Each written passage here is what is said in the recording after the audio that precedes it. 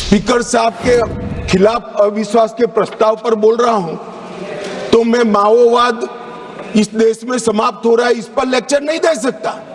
मैं दूंगा तो आपको बिठा देना पड़ेगा, फिर आप कहोगे देखो आप मुझे बोलने नहीं देते हो। अरे भाई यहां नियमों से बोलना पड़ता है। और कितने वरिष्ठ सदस्य, मुझे तो अभी भी नहीं मालूम पड़ता, शशि थरूर जैसे बैठे, बालू साहब बैठे, क्यों नहीं सिखाते इनको सब? इतना सिखा दे तो ये समस्या का वही समाधान हो जाए मन में। और हमारे लोकसभा के नियमों में भी स्पीकर साहब को कई अधिकार दिए। कोई भी सदस्य भाषण करता है तो स्पीकर साहब को एड्रेस कर करता है। स्पीकर के माध्यम से, लोकसभा अध्यक्ष के माध्यम से विपक्ष सत्ताधारी पक्ष को कुछ कह सकता है और स्पीकर साहब के माध्यम से सत्ताधारी पक्ष विपक्ष पर कुछ आरोप लगा सकता है। लोकसभा के नियम 351 में 374 अव्यवस्था, अनुशासनहीनता की स्थिति में स्पीकर को चेतावनी करने का अधिकार है, नामित करने का अधिकार है, निष्कासन करने का अधिकार है और निलंबित करने का भी अधिकार है। मुझे बताइए साहब, सभी सदस्य इस बात पर सहमति व्यक्त करेंगे कि वेल में आकर कागज फाड़कर स्पीकर की चेयर पर फेंकना आप असहाय बना देना चाहते हो स्पीकर साहब को? किस प्रकार से सदन चलाएंगे? सदन किस प्रकार से चलाएंगे?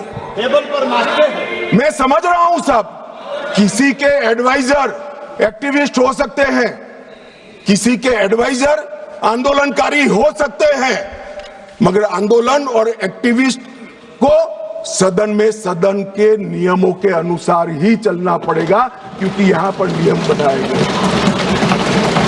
नियम 375 के तहत गंभीर अव्यवस्था की स्थिति में सदन को स्थगित करना होता है।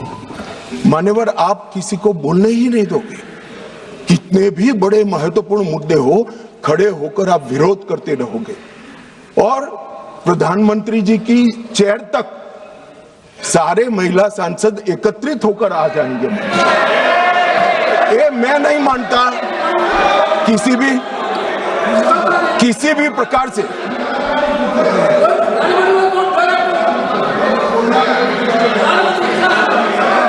प्रधानमंत्री की चेयर होती है भाई। मान्यवर, इसीलिए 375 का प्रावधान की शक्तियां स्पीकर साहब को। अब किसी सदस्य ने कहा कि हमारा बोला हुआ काट दिया जाता है। मान्यवर, 380 के अधीन स्पीकर साहब को अधिकार है असंसदीय शब्दों या टिप्पणियों को कार्यवाही से हटाने का अधिकार दिया है। प्रयास तो करना चाहिए कि असंसदीय शब्दों या टिप्पणियों का प्रयोग न हो, मगर कई बार वक्ता लय में कर जाते हैं, कुछ जानबूझकर भी करते हैं। मगर लय में की हुई असंसदीय टिप्पणियां संसद के इतिहास में रखनी चाहिए क्या? कोई नहीं कहेगा रखनी चाहिए। असंसदीय टिप्पणियां संसद के इतिहास में रखने से आने वाले दिन के सांसद भी यही संस्कार लेकर जाएंगे। जब व्यवधान आता है और हटा दिया जाता है तो वो अपने आप, मैंने भी पढ़ा है विधानसभा में जब पहली बार विधायक बना कि क्या हटा दिया, तो मालूम पड़ता है कि ये शब्द हटा दिया जो असंसदीय है, मुझे नहीं बोलना है। मगर यहां तो आग्रह है कि हम कोई भी भाषा का प्रयोग करें, इसको रखने दीजिए। ऐसे सदन नहीं चलता। ये सदन के असंसदीय शब्दों का लिस्ट कोई एक कार्यकाल में नहीं बना है मान्यवर। असंसदीय शब्दों का लिस्ट जब से सदन का अस्तित्व आया तब से लेकर आज तक इस उच्च शासन पर बैठे हुए अनेक महानुभावों के बनाते बनाते बना है। और वो सबको बाध्यकारी, हमें भी है और विपक्ष को भी है। अगर आप कहते हैं कि सदन चलाने के नियम और असंसदीय शब्दों का लिस्ट हमें बाध्यकारी नहीं है, तो ऐसा नहीं होगा। आपको अधिकार दिया है, संविधान ने अधिकार दिया है, मगर कोई विशेषाधिकार नहीं दिया है। इमरजेंसी नहीं है भैया, कोई विशेषाधिकार नहीं है। अधिकार का संरक्षण कर सकते हैं, मगर विशेषाधिकार के मुगालते में जो लोग जीते हैं उनको उनकी पार्टी और जनता भी संरक्षण नहीं देती है। इसलिए छोटे छोटे छोटे छोटे छोटे छोटे होते जा रहे हैं। मान्यवर, लोकसभा स्पीकर उनके अध्यक्ष, उनका महत्व सदन, देश और अंतर्राष्ट्रीय स्तर पर है। वो एक प्रकार से पीठासीन अधिकारी मात्र नहीं है, हमारी विधायी चेतना और हमारे लोकतंत्र के गरिमा का प्रतीक स्पीकर होता है। जब आप उसके खिलाफ निष्ठा पर सवाल उठाते हो तो आप विधायी चेतना और लोकतंत्र की गरिमा पर सवाल उठा रहे हो। और मान्यवर, ये अंतर उनको आप लाइए ना, प्रधानमंत्री जी के खिलाफ अविश्वास का प्रस्ताव लाइए, कोई विरोध नहीं कर रहा। हम मुद्दों पर चर्चा, यहां पर भी मैं मुद्दों पर जवाब दूंगा, परंतु हम मुद्दों पर जवाब देंगे। हम नहीं कहेंगे कि आज का दिन अफसोसजनक है। प्रधानमंत्री जी को हटाने का प्रस्ताव सदन में आ ही सकता है, मगर लोकसभा के कस्टोडियन पर हटाने का प्रस्ताव मैंने तो कम से कम मैं इसको साहजिक घटना नहीं देता। मान्यवर, संविधान ने किसी भी एक्सट्रीम परिस्थिति की कल्पना कर प्रावधान बनाए हैं। ये कोट कर रहे हैं 94C के अंदर इफेक्टिव मेजोरिटी से स्पीकर साहब को हटाया जा सकता है, मगर ऐसे तो युद्ध के समय में कई सारे अधिकार सरकार को प्राप्त होते हैं, आज उसका उपयोग नहीं कर सकते। ये असाधारण परिस्थितियों में स्पीकर को हटाने के लिए, लोकसभा हटाने के लिए किया गया प्रावधान है। ये रोजमर्रा की चीज नहीं है, इसका उपयोग रोज रोज नहीं करना चाहिए, कोई ऐसी घटना हो तब करना चाहिए।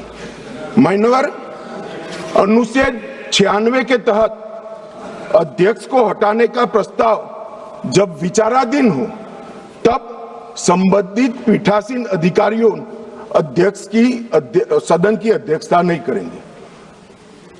क्या हुआ, पहले 3 बार आया, मैंने कहा तीनों बार प्रस्ताव कांग्रेस पार्टी सत्ता में थी तब आए, हम नहीं लाए थे मगर आए। तीनों वक्त ये परंपरा रही कि जब स्पीकर की पर अविश्वास की प्रस्ताव की चर्चा होगी तब स्पीकर साहब इस स्थान पर आसन ग्रहण नहीं करेंगे। तीनों बार, मगर 14 दिन तक सबने अध्यक्षता करी।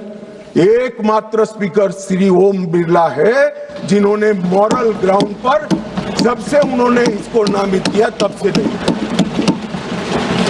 और ये हमें मॉरल ग्राउंड सिखा रहे हैं। बिरला साहब को मॉरल ग्राउंड मत सिखाइए। जब आपकी बारी थी, आपकी पार्टी से चुने हुए संसद सदस्य स्पीकर बने थे और आप पार्टी में थे, तब सब बैठे थे, बिरला साहब नहीं बैठे। मान्यवर, उनको मत देने का अधिकार नहीं है, तो वो तो बैठे ही नहीं है, तो मत कहां से देंगे। चर्चा में भाग लेने का अधिकार है, मगर वो बैठेंगे ही नहीं तो चर्चा में कहां।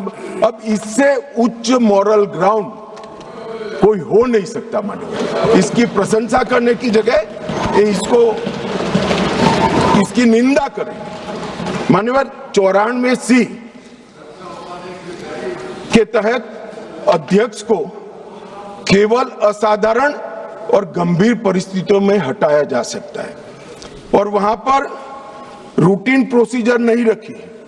3 प्रकार की मेजोरिटी होती है, सिंपल मेजोरिटी, इफेक्टिव मेजोरिटी और स्पेशल मेजोरिटी जो 2/3 का है।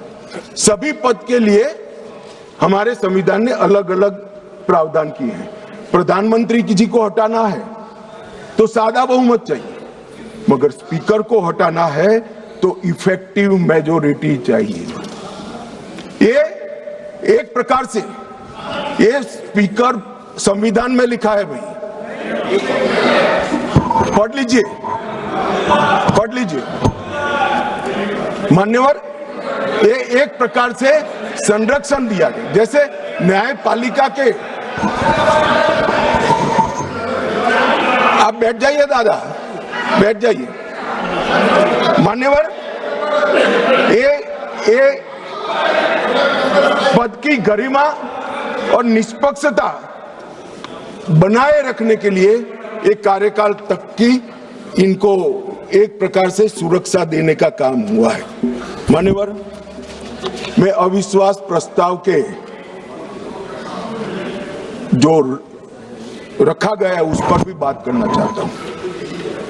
अनुच्छेद 94C के तहत और लोकसभा के चलने के नियम 200 के अनुसार संकल्प का नोटिस माननीय सदस्य श्री वेणुगोपाल जी और 119 सदस्यों ने दिया। अब शायद वो आधे अधूरे मन से ही लाए होंगे प्रस्ताव। पूरे देश को, दुनिया को मालूम है कि यीशु का 2026वां वर्ष चल रहा है। उन्होंने अंदर तिथि में 2025 लिखी है। उन्होंने ऐसा सोचा कि इससे स्पीकर साहब रिजेक्ट कर सकते हैं। उन्होंने संकल्प ही संलग्न नहीं किया। जो संकल्प होता है वो संलग्न करता है, मगर भूल गए वो कॉपी संलग्न नहीं की। उनको लगा कि स्पीकर साहब इसके कारण रिजेक्ट कर देंगे और जब ये इनके ध्यान पर ला दिया गया तो उन्होंने नोटिस वापस ले लिया और दूसरा नोटिस आ गया। अब दूसरे नोटिस की बात करता हूं। दूसरे नोटिस में एकमात्र सी गौरव गोगाई के एक्चुअल हस्ताक्षर से बाकी सारे जेरोक्स थे। ये नियमों अनुसार रिजेक्ट होने का मामला है और